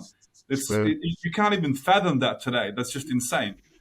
So that generation immediately after World War I was directly affected by that. So was that generation after that. But now, if you ask the average young Serbian people, yeah, there's a sense of pride about defending your homeland, but you're no longer directly affected. Like my great grandfather died in World War I. Yeah, that means something to me, but it's not emotionally driving me. It's not driving me towards hatred. But if my father had died, I can understand why someone will have resentments. That's a direct connection to it. There's an emotional connection. So I hope that we can maintain the peace, irrespective of the challenges that we have, the dialogue, the understanding of each other, working together on challenges rather than, addressing them through this political lens all the time. And one good example of that is, the Drina River. It separates Bosnia and Serbia, and partly Montenegro is affected by it as well. But if you look at that river, people can say, who does the river belong to? Well, technically, according to international law, it actually belongs to both countries administer it, right? But when it comes to territorial aspirations, everyone wants to claim it. But when it comes to protecting the environment, everyone washes their hands of the problem. So I'm trying to teach people about responsibilities. When you take something on, you can't just take it on with all the benefits. You have to take it on with all the responsibilities. So let's not talk about who the river belongs to, but let's talk about how we make this river clean, drinkable, tourist effective, wildlife effective, and so on, as opposed to what can we do, whose is it, should they be living here, should they be living there? And that's the sad thing of what we do. That we try to do these territorial claims, and unfortunately, this land is being destroyed. It's being exploited.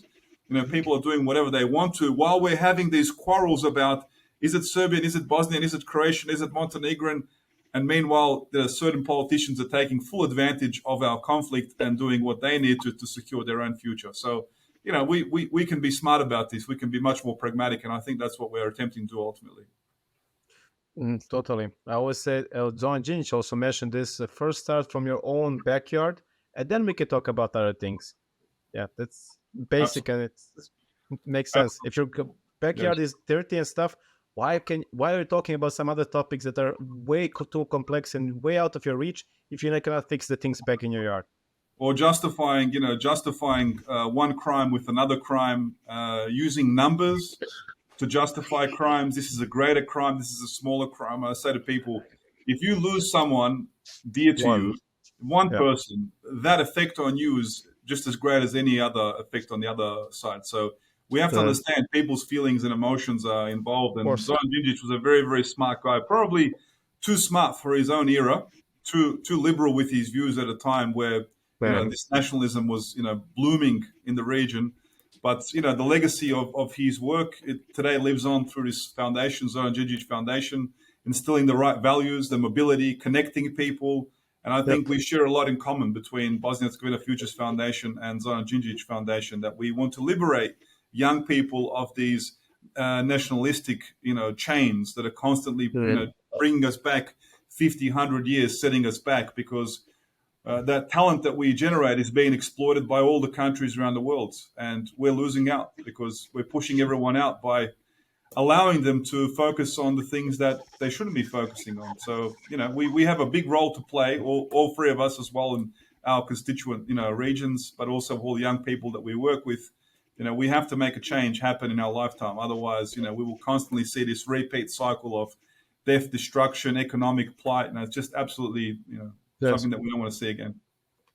Yeah. Just by giving an example and less talk and more work, like for instance, you mentioned that we need 2 generations to pass.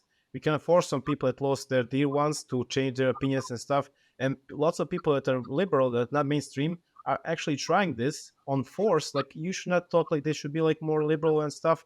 It's not working like that. You give it by the example. And I know a lot of people that lost even their parents, like from Croatia or something, and they have Serbian friends, and they don't have anything grudge against Serbians. For my example, they know of. Like, I know a person that left, that need to flee from Kosovo. He's Serbian, and my opinion about Kosovo and stuff is, of course, not mainstream as it should be, as some people say it should be. And he said, yeah, what they did to us and stuff. Okay, but you saw I went there. It was okay. I did this and this. I understand them.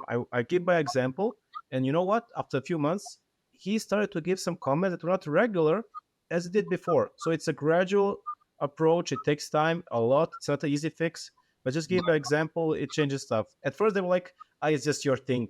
You're with the Croatian, it's your thing. That's why you have this opinion. It's like, no, I had these opinions before, and that's why I'm right now. Because I was not, hypnotized or whatever.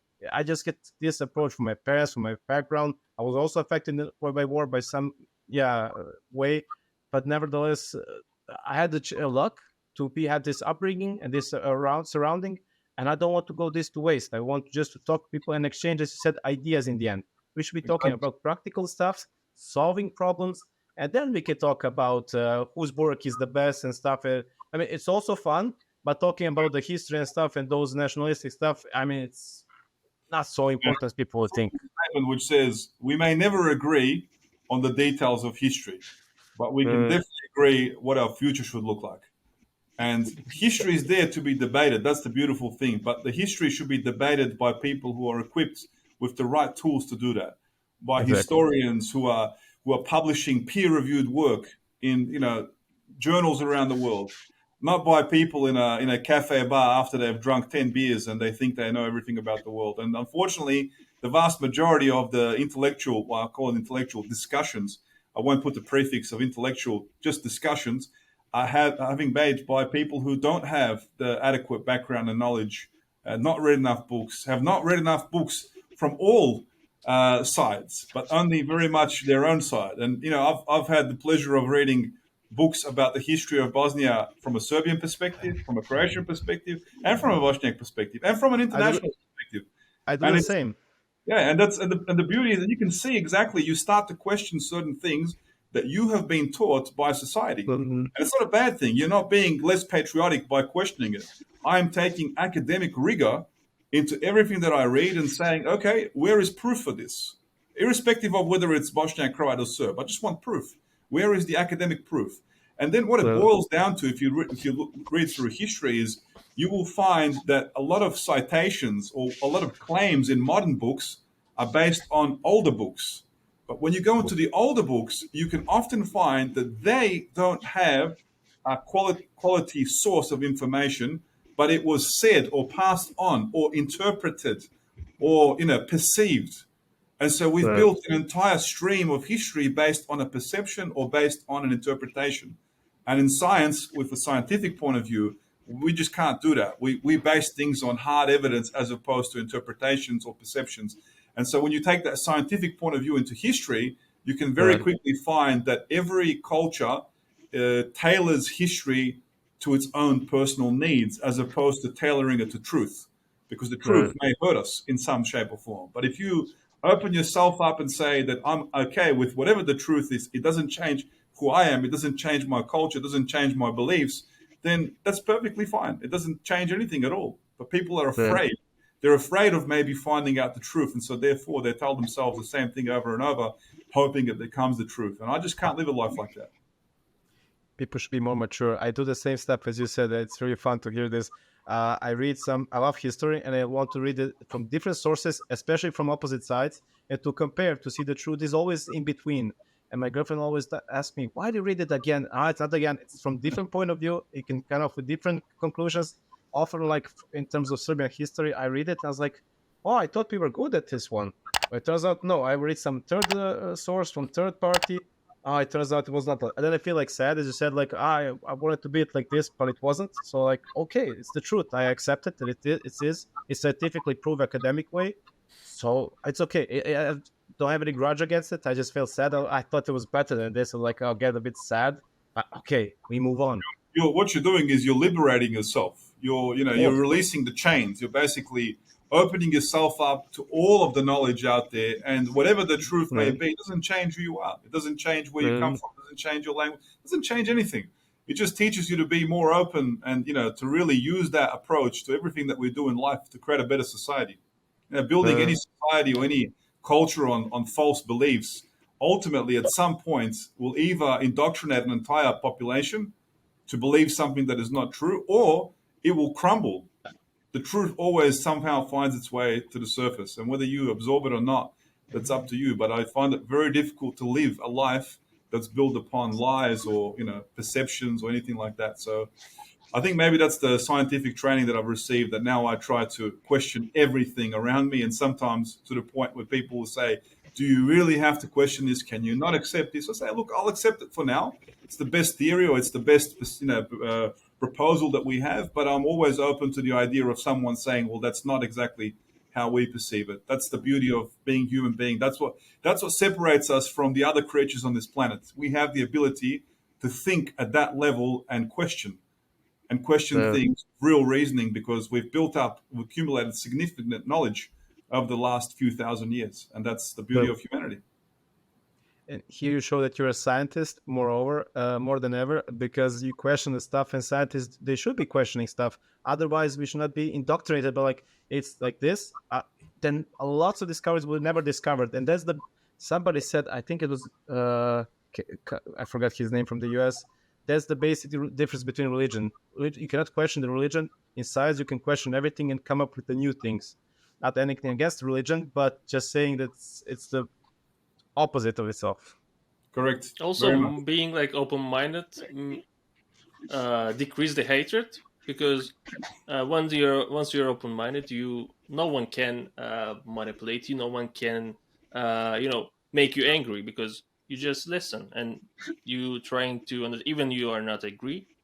And I always say, my friends, because all of them has some uh, you know uh, limits in the discussion about the religion, about the nation, about the history. And I say, if you don't get angry on this topic, they won't go deeper. they won't scratch that pain. They I get mean, angry then. They get Yeah. angry back at you. They get frustrated. and you will enjoy that. Yeah. You're absolutely right, because people publicly know I'm not a religious person. I don't believe in mainstream religion. I don't necessarily. I'm more agnostic in many ways. I will always say I can't prove that God exists, but I also can't prove that He doesn't exist. So I'm very agnostic about it. It doesn't influence my life at all. But what often happens is that people, as you said, will get very agitated because I have this particular point of view. And I think the most important thing is to be open-minded. So I am open to the concept of someone influencing me and convincing me that I am wrong. I am totally open to that idea, which for many people is, it's not acceptable that you are open to being influenced, because if you believe in something, you have hardline views that you believe in it. You don't want to listen to an alternative. I'm very open to the alternative. I'm very open to someone sitting down with me and saying, let's sit down, let's go through the basics, let me explain this to you, and let's see if you take that on board. I've had that attempt many times. I've spoken to many, religious scholars, and it just doesn't sit with me. But I have full respect for people who believe it and practice it and do it. I think it's a beautiful thing. If it's a personal connection and you live that, and you are not harming other people in the process of doing that, that's a beautiful thing. It's like anything else in society, that you can live your life in peace and propagate peace and do good things in life. That's perfectly fine. But just because I may not believe that does not mean that I'm your enemy. In fact, at the end of the day, many of the values that I share are probably widely shared by people who practice and actively practice a religion. Not people who say they're religious, but they do everything opposite in the religion, which we know there's too many people like that in the Balkans, unfortunately, who pick and choose elements of religion they want to follow because it makes them feel good. But when it comes to other elements that include sacrifice, they don't necessarily practice that so actively. So, the world is a very strange place. Yeah. I always say also, like, if you are a real believer of any religion, you probably have the same moral values. So, correct. And you will never hate anyone, because there's not a single religion that promotes hatred. Absolutely. Yeah. Absolutely. Or judging people for that matter. And I often have this discussion with people when they say, why are you doing this? That's forbidden in religion. You should. And I say, look, I believe in your religion. It says that God will judge me. So why don't you leave that part to God and you focus on your own life? And then, they're caught in this real bar. But it also says that I should influence people to do good things. I said, okay, well, you've tried. It's obviously not working. Leave it to God. Let God do the judging. You focus on living your life and doing good things, and I'll focus on doing good things. And we'll see where the truth lies at the end of the day. But it's not your job to do it. So let's live together in peace and work together as best as we can. Totally. Yeah. Onat, do you have so many questions? Actually, I have a question about being diaspora in other countries. Sometimes people see that as a being separate group, living out of the society, being living in your own lifestyle in other countries. But it is most of the time the opposite. It is most of the time about supporting each other, supporting and also helping the adaptation of the group. How was the first years for you? Creating this foundation, also having this. Did you have any obstacles like that? Yeah, that's a very interesting question. In fact, the question of diaspora and the role of the diaspora, in the future of a country, it's an interesting concept, and you can look at it from the scientific perspective, or you can look at it from the emotional side. Irrespective of which country you come from, there is a connection back to your roots, back to your homeland. If you take into consideration, for example, the African Americans who were brought as slaves to that part of the world hundreds of years ago, there is still that deep connection back to the, what they say, the motherland. For some of them more, some of them less, even though they have absolutely no direct connection to that continent, except the fact that genetically they may come from that continent. Then you might take into consideration the Irish. The Irish have a huge diaspora in the United States who have influenced, every element of society in Ireland, from economics to politics to foreign trade, you name it. They've played an active role in doing that. In fact, I'm not sure if you guys saw, and this is not a political view of any sense from the United States, but for example, President Biden visited Ireland. He didn't just visit Ireland. Yeah, he has Irish roots. So he knows his Irish roots. And his Irish roots probably go back 200 years or 150, 200 years. But he went back there. So we have to take into consideration that, like you're from Turkey. Turkey has a huge diaspora. You have several million Turkish people living in Germany, for example. Yeah. Dusan from Serbia. There are Serbs living in the United States. There are Serbs living in Germany. Serbs living in Australia. I have many Serbian friends here, and me being Bosnian. The diaspora plays a very active role in advocating and being basically a huge ambassador group for that country. So, for us, for the foundation, we tapped into this diasporic connection. The diaspora is very fresh for Bosnia and for many Serbs as well. The fact that we have emigrated to other countries for probably 100+ years. In fact, if you look back, Yugoslavs emigrated to the United States, back in the 19th century. Not many of them, but they immigrated and they did great things in those countries. And you can now find people third, fourth generation. In Australia, you have Croatian people who have immigrated here back in the late 1800s, particularly people from Dalmatia, from islands, because it was very difficult to survive. Tourism in the late 19th century was not like it is today. It was survival skills. And so I've met many Croatian people who are fourth or fifth generation Croats living in Australia, who can still speak a little bit of Croatian because of their parents or grandparents and maybe gone to Croatian school. But that connection is no longer an active connection. But you look at the Bosnian diaspora, for example, it is very, very active connection. So people are actively traveling back because they were born in that country. Now, their children are still actively going because of the parents, but the grandchildren are slowly starting to lose that connection. So I can now see that, and I've actually studied this phenomenon because Department of Affairs here, Homeland Affairs, basically sends out information about languages spoken at home, which country you emigrated to. So I get a lot of this data, and I was looking at, and of course, I'm always interested in the former Yugoslav countries because we share so much in common, and looking at languages that are spoken at home as an identification factor. So you can in this survey, you can basically tick a few boxes, and one of the boxes is which country did you emigrate from? And the other box is which language do you speak at home besides English? And based on language, you can kind of identify where you come from. Although that's not always true because you have Serbian people from Bosnia who speak Serbian but are from Bosnia, and you have Bosniak people in Serbia who say they speak Bosnian but they're from Serbia. So there's a bit of convolution around identification. But what's interesting is if you look at the four groups, so I look at the Croatians, the Bosnians, the Serbs, and the Montenegrins as the four ethnic groups that I focused on. The language spoken at home in the Croatian group, if you compare the years, so you can always do a comparison, 2011, 2008, the number of Croatians speaking Croatian at home have gone down by 20% over the last 10, 12 years. And it'll keep going down for two reasons. One, they're the oldest of the former Yugoslav, with the majority population here. Serbians and Bosniaks still retain a lot of the language at home because they're much more fresher to arrive, in particular the ones that arrived in the last war. But time will do its thing. So we have this window of opportunity. I always say this to my fellow countrymen and countrywomen. I say, we have an opportunity here to capitalize on this emotional, direct connection to the homeland. We have built incredible intellectual capacity in 40+ countries around the world. And this is also true of Croatia and Turkey and everyone else in the Balkans.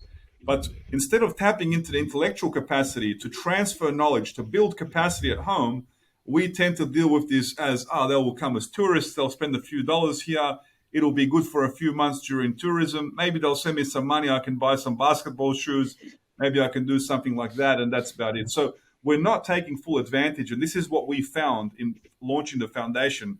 Thankfully, we now have about 1,200 monthly donors from 37, 38 countries around the world. But it was very difficult initially to establish that reputation as a trustworthy and worthy cause to invest into, despite the fact that this diaspora helps Bosnia a lot. The diaspora inject something like $4 billion of foreign investment into Bosnia. That's what's accounted for. So if you take that away, we're talking about, I think it's something like almost 15 or 20% of the GDP. I mean, it's just insane. So you need to take care of this population. You need to find ways to better engage them, in meaningful ways, as opposed to just treating them as a cow that you just keep milking until that milk runs out. Because we will get to a point where we will be much more like the Irish diaspora, or maybe this fourth, fifth generation Croatian diaspora, where you will see Bosnia just as a tourist destination where ancestors came from. And you'll be lucky if you go there once a year. You'll be probably going there once every 5 years, depending on your lifestyle. Because why should you spend every summer holiday in a country where your great-grandparents were born? Maybe you want to go to the Bahamas. Maybe you want to go and see Africa. Maybe you want to go to New Zealand, wherever else. So we have an opportunity. We're trying to capitalize on that. Essentially, the foundation is a vehicle for the people who live abroad to transfer their knowledge, networks, contacts, the well-established knowledge that we've built overseas. And we're trying to find the young people to match that up and transfer that knowledge in hope that we can at least take a part of what these people have done in other countries in more functional societies and copy and paste and let it build its own unique identity in Bosnia as a country, or, for the region as a fact as well, because it's important for the whole region. We need every country to be stable. We can't have, Croatia and Serbia being super successful and Bosnia not being successful, because that will destabilize the region. The whole Balkan region needs to be economically and politically stable for everyone else to sleep peacefully and know there's not going to be a spillover of war because of economic reasons. Because ultimately, many, many wars actually draw their roots from economic reasons. Although they will try to sell you that it's not economic, that it's religious, or that it's ethnic or whatever, but it's ultimately economically driven. Someone is trying to gain more while basically giving someone else less, and wars can then spill over into other regions and so on. So yeah, we have an opportunity. We're trying to take full advantage of it, but it's not an easy thing. There's a lot of negative views on how and what people do. People have been robbed of money. Investments have been squandered, stolen. There's many stories like that. And once you experience that once, you don't have a lot of trust in the system. So we are building trust. We're being very ethical about how we handle people's, investments, whether that's €5 a month or 100 euros a month. We treat everyone equally. We provide as much transparency as we can, probably try to set an example in terms of non-for-profit operation in Bosnia. Our board is operated by, young people as well as people who are more experienced.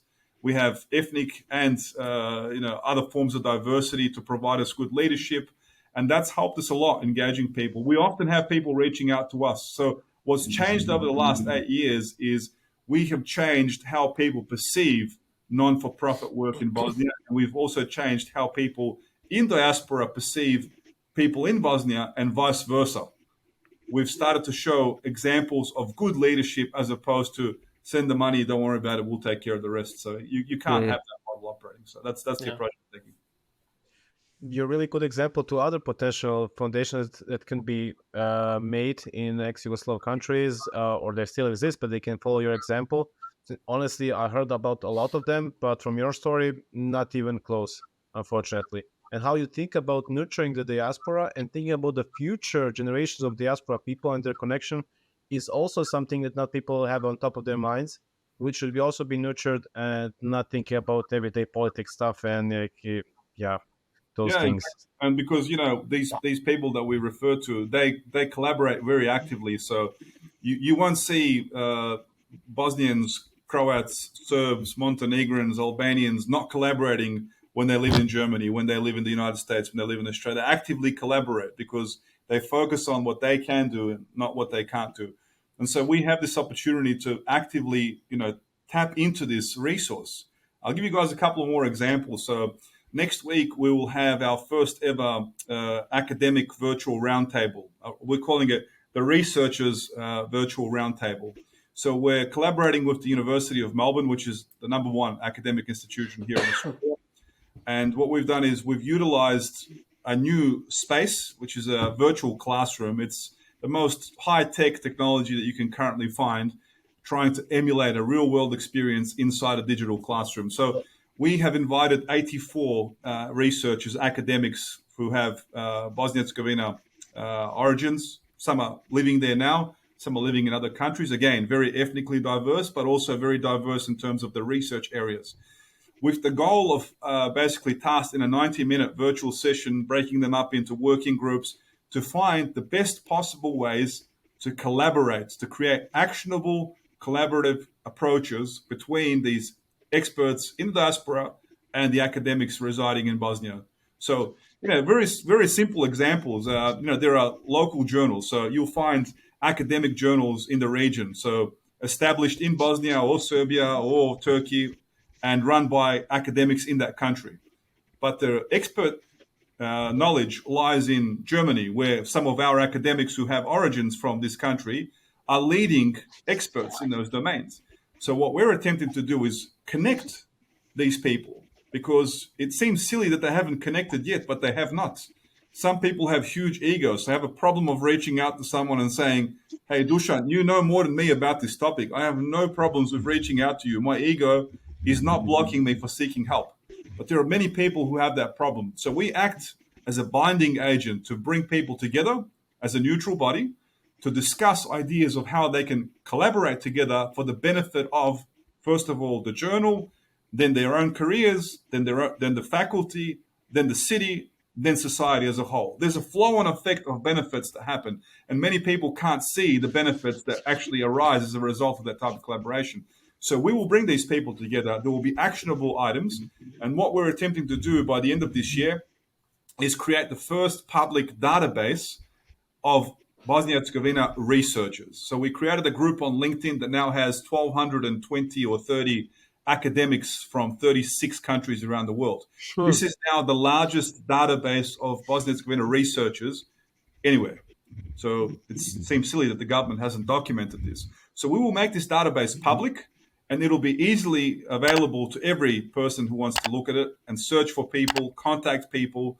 Think of it like a LinkedIn for researchers. That's a public web page for Bosnia, with the intention of the government having access to this key expertise. Not to say we don't know how. Well, these people do, so please reach out. So we're basically removing any obstacles or any excuses that people may have for not achieving something. So that's definitely something we hope will make an impact. But the platform itself that is being built at the moment is being built because of another project that you guys may find interesting, especially you, Dusan. You said you love history. So I'm also very fascinated by history in the Western Balkans, and I've researched a lot into people who I classify knowledge heroes. So, when you mention the word hero in the Balkans, we often think about people in wars hundreds of years ago who saved the people because they did some heroic act, but therefore they're heroes.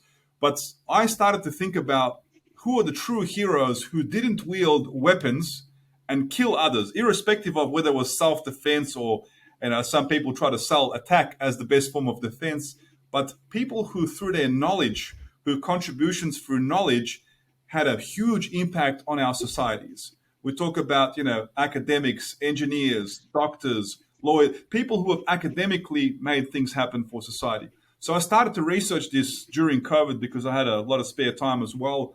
And I created a database of about 1,000 people through history in Bosnia, going back to the Middle Ages. And it's much harder to do it in the Middle Ages, of course, because higher education in Bosnia didn't arrive officially in the modern sense until the Austro-Hungarians arrived in Bosnia. But if you go back in history, we had religious schools like many other countries as well. It took a long time. So we found a lot of these people who have made incredible contributions to our society that have been hidden. They're not known of. Very few people know about them. So this database that we're creating right now it's called Knowledge Heroes, or Heroi Znanja in the local languages, with the intention of, without putting a prefix of where was this person Bosniak, Croat, Serbian, Czech, or Hungarian, because we have many mixed cultures in Bosnia as well, but just saying these people were either born in this country, in these borders, or they operated and contributed within these borders. And they did so without taking an ethnic perspective or view on something, but contributed for the betterment of society. These are the real heroes of our society that we can all admire. So if you're looking for inspiration of changing a street name from some war hero who is disputed by all sides. Here's some inspiration about people who contributed to society and that equally benefited all the ethnic groups. So this database will be available sometime this summer. I say European summer, so people can access it. And that same framework that we're using for that will also be available for this researchers database, all with the intention of spreading good ideas, putting good people in the forefront of our society, so that we understand who we really should look up to, as opposed to what's being served to us on a daily basis. Because the real heroes are the people who unite and bring people together and betterment for all of society, as opposed to doing it for a particular selected group of people. And that's what the foundation's ultimately trying to do. As my father always says, it's very easy to be popular Serb or popular Bosniak or popular Croat, but it's very difficult to be a popular Bosnian and Herzegovinian, which means that you incorporate all of the elements of our ethnic inclusion in the country, to take everyone into consideration, to be fair and correct, and to be inclusive. And we teach our scholars in the foundation to be inclusive with everything they do to the best of their abilities. And we lead by example by doing that. And I think that's the way we can move forward as a society. Only Zdravko Čović can unite them all, I guess, from Bosnia. Nobody has anything against it. That's a singer on it, very famous singer across ex-Yugoslavia. He came up with another example, unfortunately. My question was about the future goals. I mean, long time future goals of the foundation. You mentioned, for example, about the entrepreneurship programs. Now, are you planning any kind of being like investor of those entrepreneurs, startups, or on any other plans?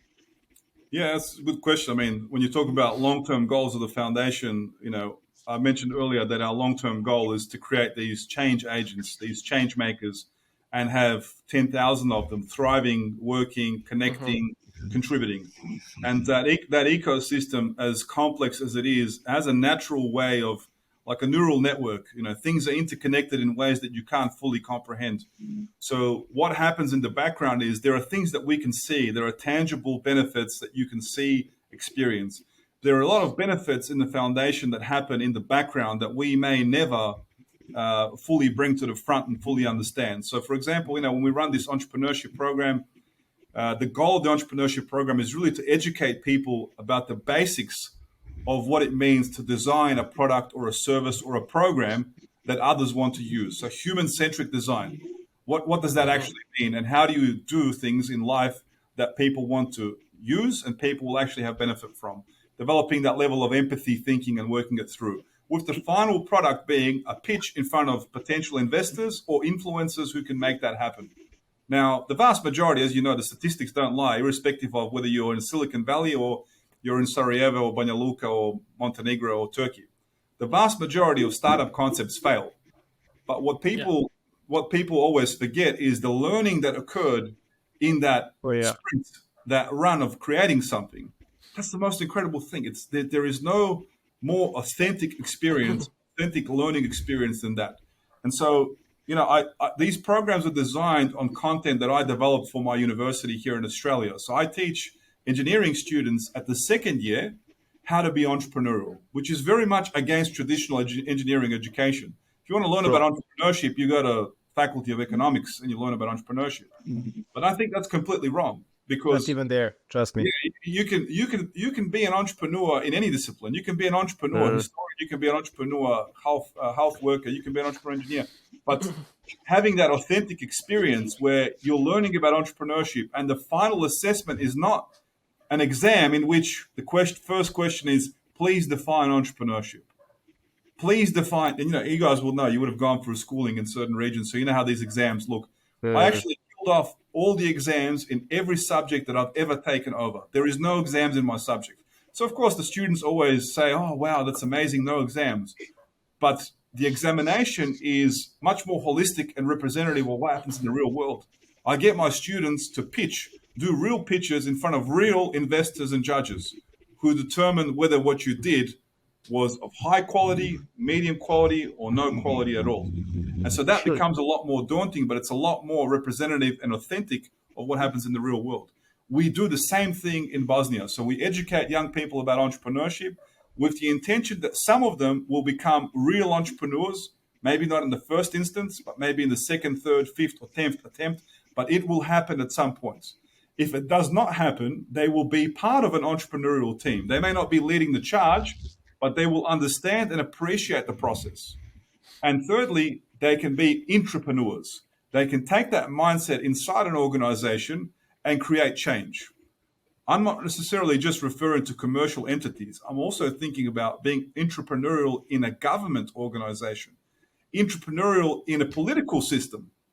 How do you change a political system? Well, you need to be innovative. You need to think about people. You need to think about stakeholders. You need to think about funding. You need to think about, external support. All of these principles are underpinned in the stuff that we teach. So, of course, not everyone will view it that way, because most people go into an entrepreneurial program because they want to be entrepreneurs.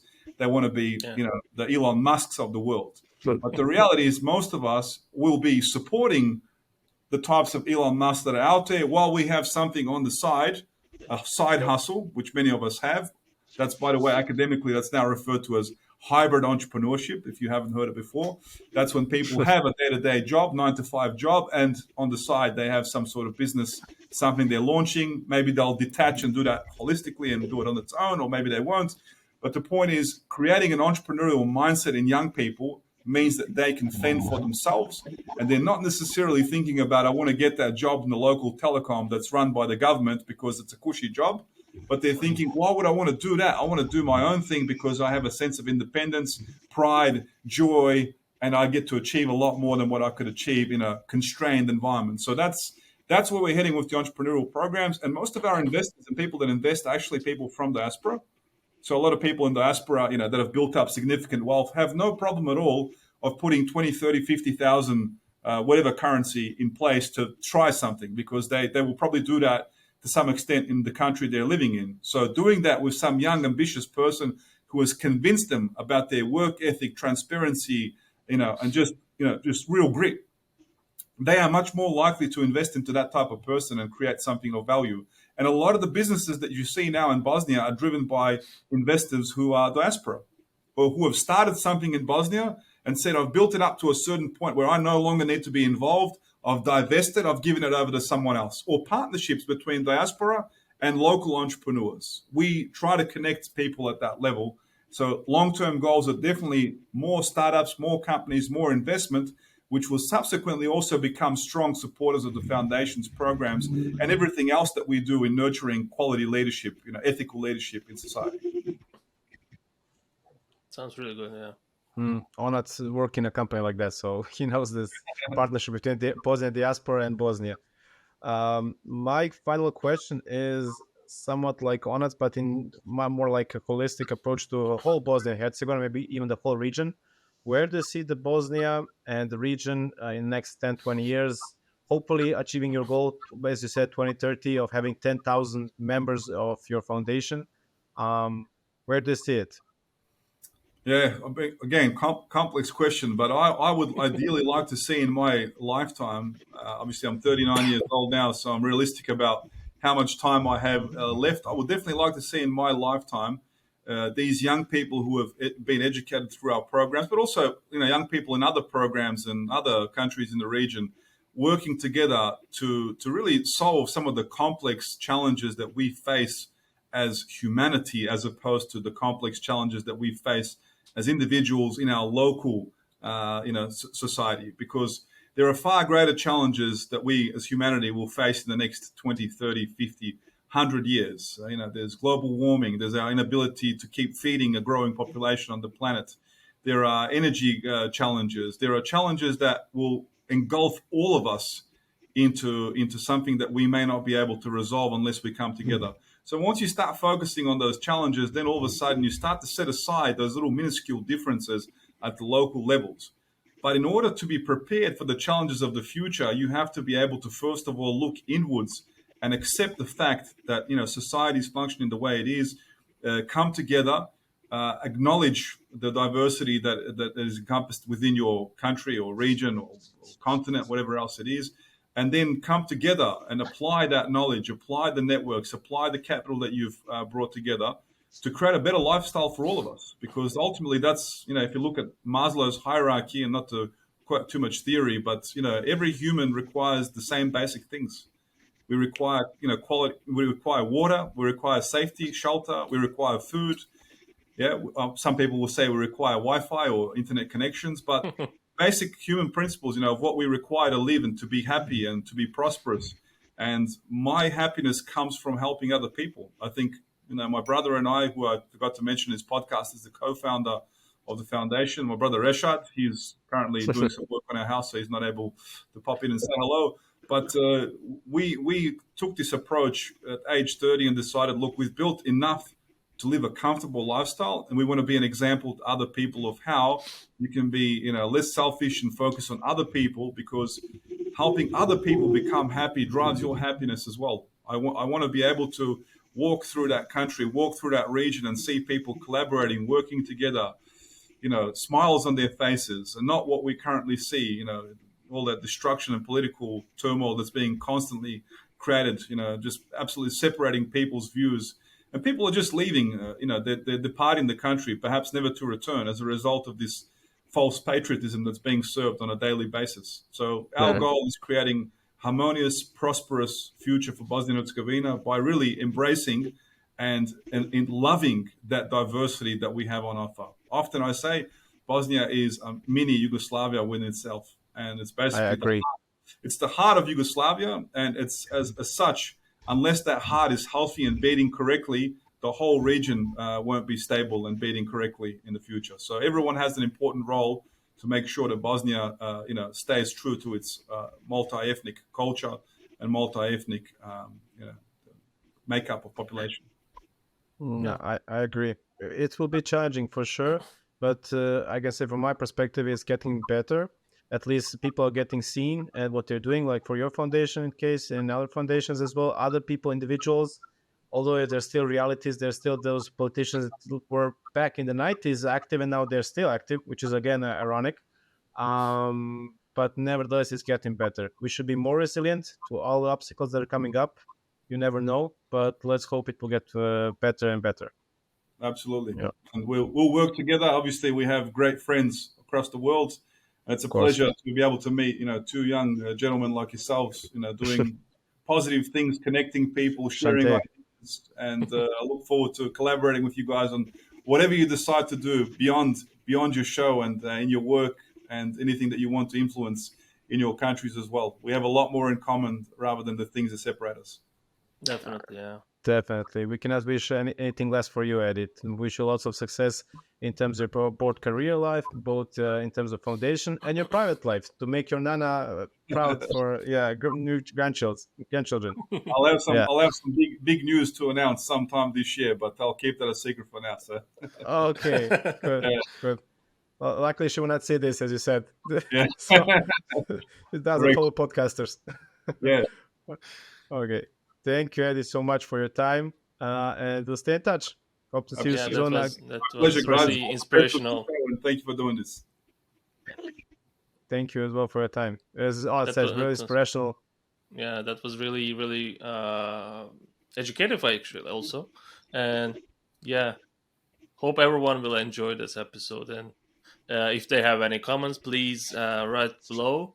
And also we will add the connection links about you and foundation and the things that we mentioned during the episode. Hope people will enjoy. Absolutely. They will.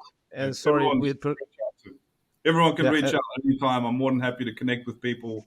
The foundation, our network, is your network, and as they say, your network is your net worth. So I'll make my network accessible to all of you. If you're doing positive things, regardless of which country you're in, you're a friend of mine. Thank you. And for all the people to write you and your foundation to apply and to also give us inspiration to other things in life and in any other form. And we forget this all the time. Please, all to our audience, subscribe. It means a lot to reach out to other people similar as you, and maybe they're not similar, but we like also to explore, have time, and learn something new. Subscribe. It doesn't take much of time. Just click and that's it. Yeah. Probably there's somewhere there's an animation going on. Click all the buttons that you can find. That helps a lot. Yeah. Thank you, Eddie, once again, and hope to see you soon. Bye, everyone. Bye. Ciao. Bye bye.